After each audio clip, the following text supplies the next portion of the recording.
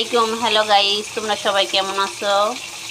আজকে নতুন একটা রেসিপি রান্না করবে আমার আন্টি, সেটা তোমাদের দেখাবো। পোয়া মাছ দিয়ে দুন্দুল রান্না করা হবে। এখন আমি দিয়ে দেবো পেঁয়াজ। পেঁয়াজটা গরম হলে আগে একটু পেঁয়াজটা লাল করে ভেজে নিলাম। এখন দিয়ে দেবো আদা বাটা, আমরা হলুদের গুঁড়া দিয়ে দিব, আমরা মরিচের গুঁড়া।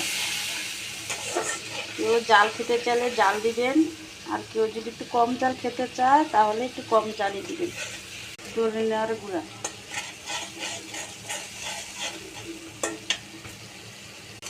তারপরে দিয়ে দিব